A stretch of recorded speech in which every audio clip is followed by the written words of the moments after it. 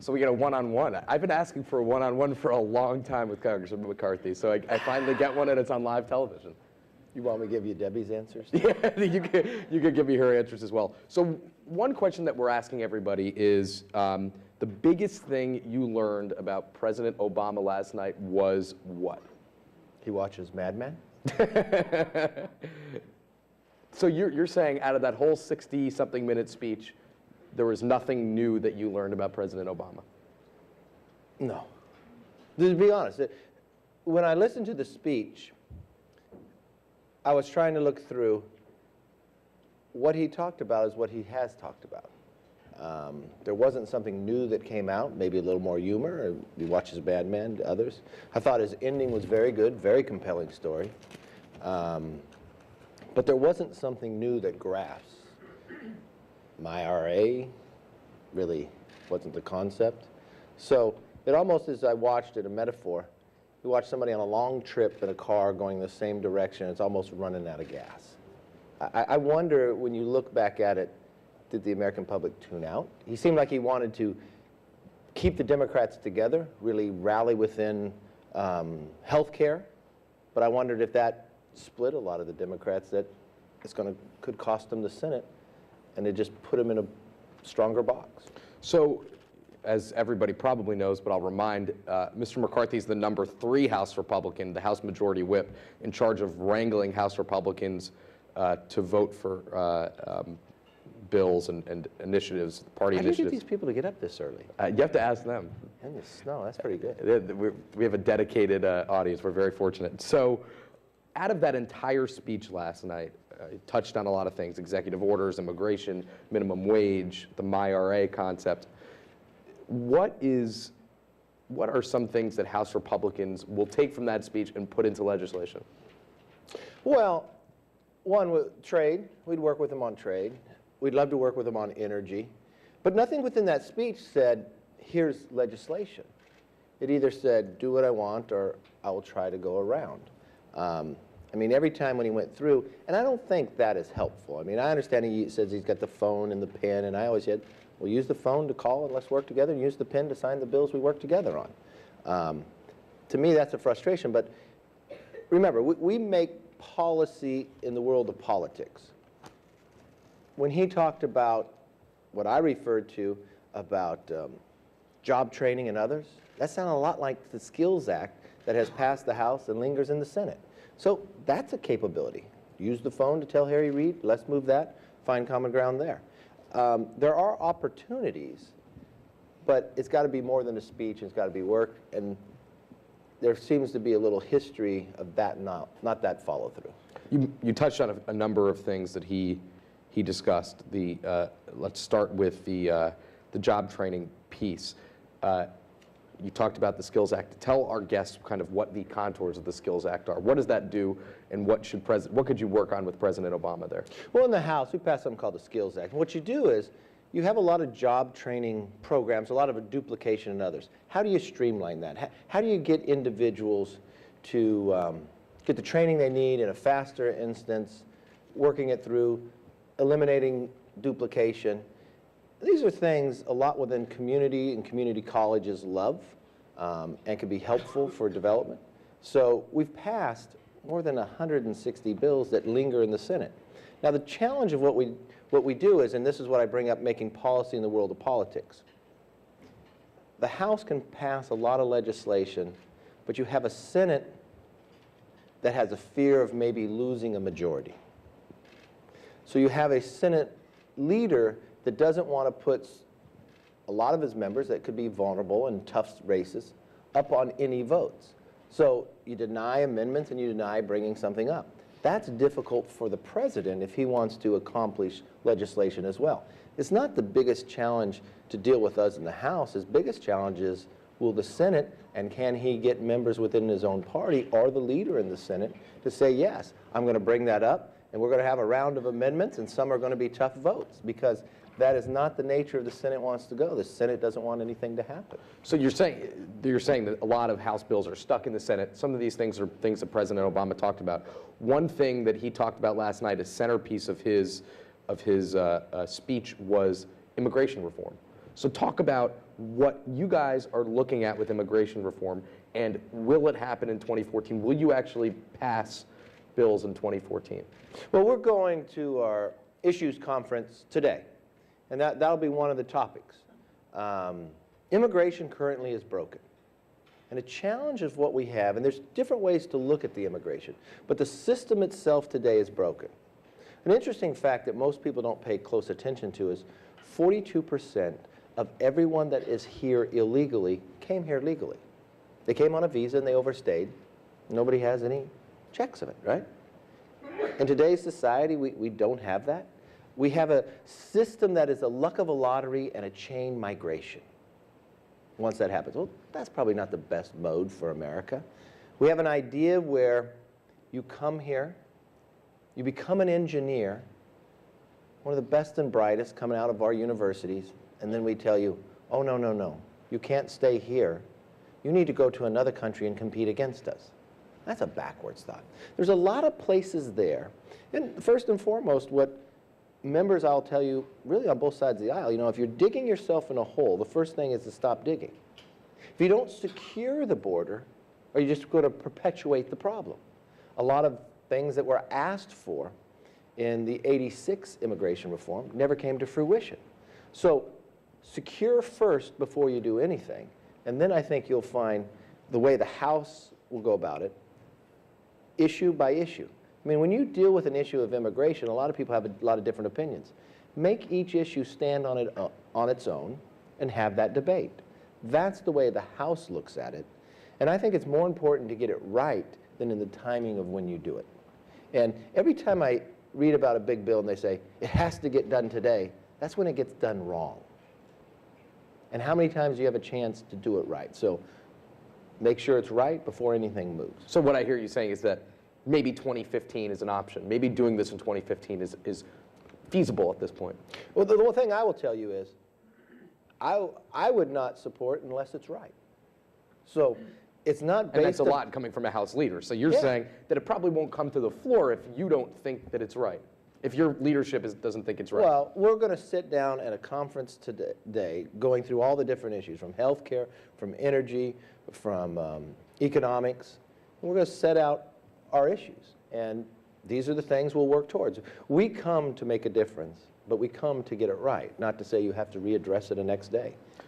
So one of the thorniest issues of immigration, obviously, is the aspect of citizenship, what to do with the 11 or so million undocumented immigrants that are in the United States. You made some news last week when you were home in Bakersfield about your view on citizenship and what to do with the 11 million here. What is your view on that? I don't know how that's news. It's the same thing I've always said. Okay, it wasn't news, but he said something interesting. It was news because we were on break and they didn't have anything to write. Well, I think first and foremost, you have to change the current system. You have to secure the borders. Once you have done that and you've gone through anew, then you can talk about what the others are going through. A lot of people come to me, and what the big argument is, a path to citizenship right off the bat. I don't believe that from that standpoint. I believe the idea that you can get to an earned legal status. It doesn't mean if you came here illegally and you broke the law that you can stay here. A felony, you got to go. I think it's different for people that came here under the age of 18.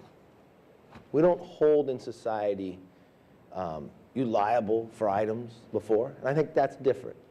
But otherwise, if you came over the age of 18, and when you look back in 1980 provision, only half of those that were illegal that they said could become citizens became citizens in the process.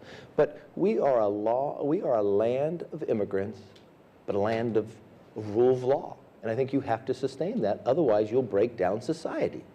And so I get protested because I won't support the Senate version or say law does not matter and that somehow someone just becomes a citizen. That's not good for society.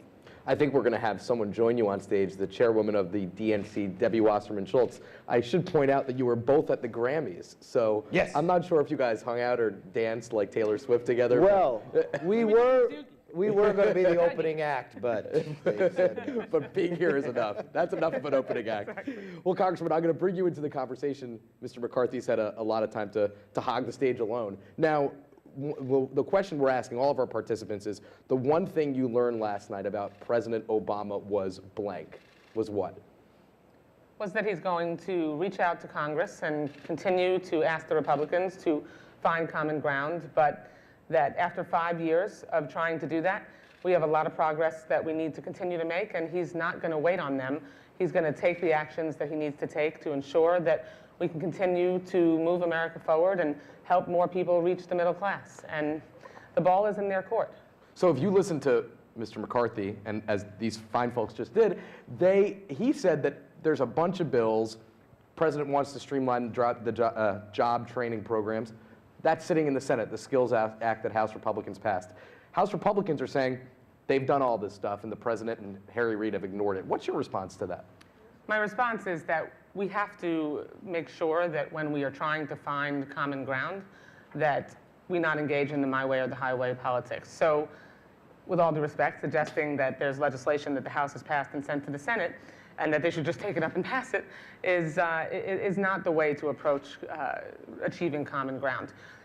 The president proposed last night that we should make sure that we're making a significant investment in focusing on building American skills so that they can be retrained and focus on new careers. That's obviously something that the Republicans have indicated they're interested in. Probably the approach in the Skills Act is not something that can be fully embraced by Democrats, but if we can agree on the basic premise that job training and building American skills is something we want to work together on, then that's a starting point. So, Well, this is a good point, because one thing Debbie brought up, we don't say it's our way or no way. I mean, today we're going to take up the Farm Bill. What did we do? We passed a bill in the House, the Senate passed a bill, and then we went to conference. Same thing we did with the omnibus. That's the way the country was created. So I'm not saying take ours up, I'm saying do something. Tell us where you stand. I've got a major problem in California when it comes to the drought. First thing the president said to me when we went in the back for the escort, you've got a big problem in California, the drought. I'm calling the governor tomorrow. I said, thank you, Mr. President. I said, you want to work on that? I want to work on that with you. Walk in, see the chief of staff, said, talk to the president about, we want to work on this. The House took a position on the water crisis more than 2 years ago. The Senate's never taken any position. I don't care if the Senate takes a position separate from me. Just tell me where you stand. The structure of our government will find a way that we have common ground by going to conference. I could actually just step back for this second. I think this will play itself out. Since I was running late and Kevin had a lot of time on his own here, let me just jump in and suggest that the president made it very clear what he thinks we should be doing, made very concrete proposals, lots of things that the Republicans should be able to embrace and work with us on. We need to make sure, for example, that when you are working, you should not have to do a tremendous amount of hand-wringing about how you're going to be able to sustain yourself in retirement. So ensuring that we have an automatic enrollment process in an IRA when you start a job. That has been proposed in the president's budget every single year since he's been president, and unfortunately the Republicans have not been willing to take that up. Last night he proposed, in the absence of congressional action, a MyRA program so that we can have a treasury bond that people can invest in, low-wage workers can invest in, so that they can eventually transition that to an IRA. That is not a concept. I mean, I hope that's a concept. Let me speak optimistically that the Republicans can embrace. We should, at a minimum, make sure that people who have a job aren't living in poverty. The overwhelming majority of Americans support a minimum wage. We should make sure that we create manufacturing opportunities so we can make things in America again. President Obama has established 2 manufacturing hubs already and proposed 4 more last night, but acknowledged that we could actually kick that into even higher gear if Republicans are willing to work with him on actually passing legislation to do that. But at the end of the day, we have to make sure that we're focused on working together. And look, Kevin, we have a good working relationship. I think there are things that we can sit down and come together on. We've talked about that privately many times.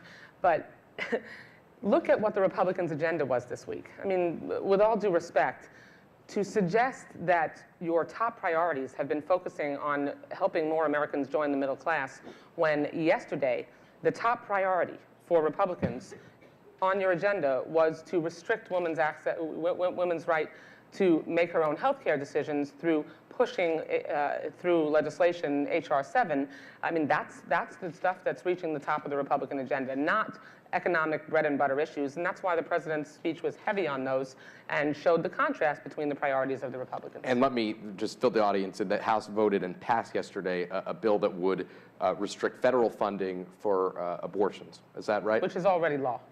Just taxpayer money. People have a difference of opinion on it. So why do you use somebody's taxpayers for people who have religious views? No. This is far more than a difference of opinion. This is legislation that would go much further. We have federal law that already prohibits taxpayer funding of abortion. That is in statute, codified in the Affordable Care Act, further buttressed by President Obama's executive order that he used to make sure that it was clear that that was not allowed.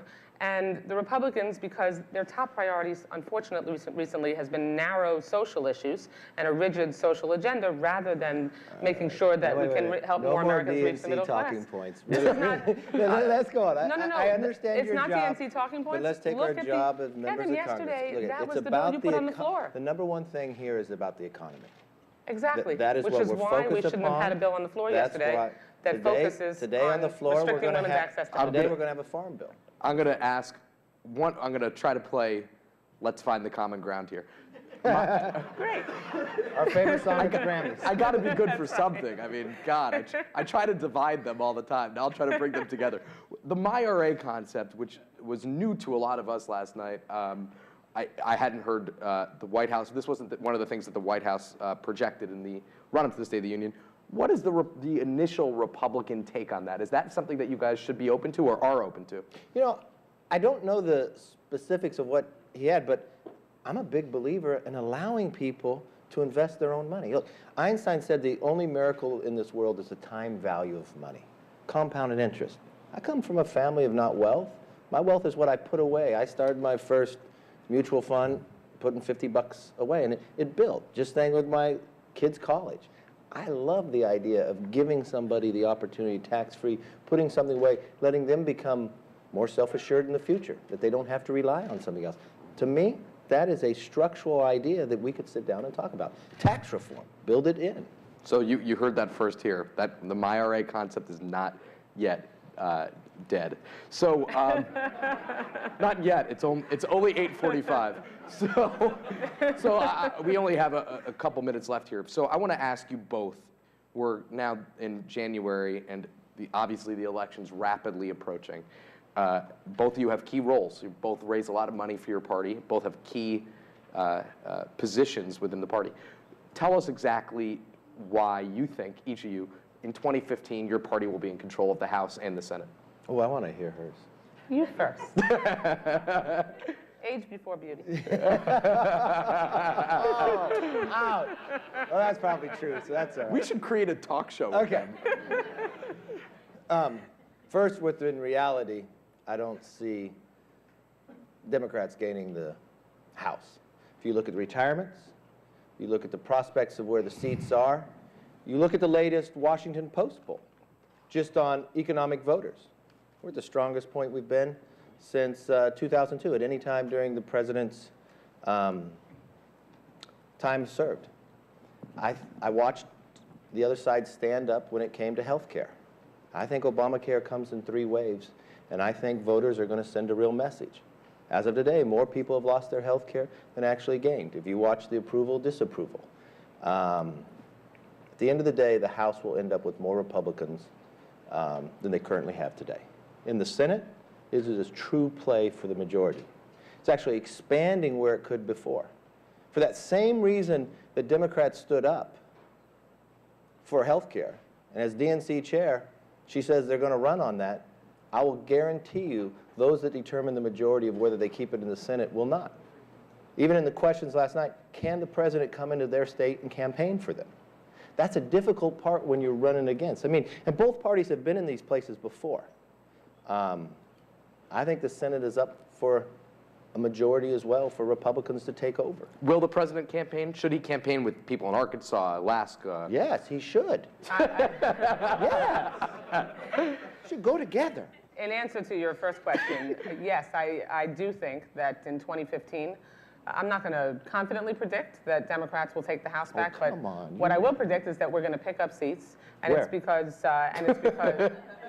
down boy, and it's because if you look at the contrast of the president's speech last night, unfortunately for the Republicans and the country, they are strangled in a civil war where the Tea Party has been allowed to take control of the agenda, as evidenced by the legislation that was the top of their priority list this week, restricting women's access to health care. The Pew poll, we can throw out a lot of different polls. The Pew poll, also an extremely credible poll, showed that more Americans want Democrats to be in charge of the legislative branch of government after the election. More Americans trust Democrats to move our country forward when it comes to the economy. And more Americans are concerned about Republicans' ethical considerations, for lack of a better term. The stark contrast between the priorities of Democrats, who, as evidenced by the President's State of the Union last night, was that we are wanting to focus on making sure that more Americans can join the middle class, fighting to move this economy forward, and Republicans continue to be engaged in a civil war and are focused, I didn't interrupt you, and are focused on, much more so, on a rigid social agenda, which, you know, that doesn't even get to the top 5 or 10 for the majority of Americans. We have to wrap. That was a very lively conversation. Congressman McCarthy, Congresswoman Wasserman Schultz, thank you very much Thank you. for joining.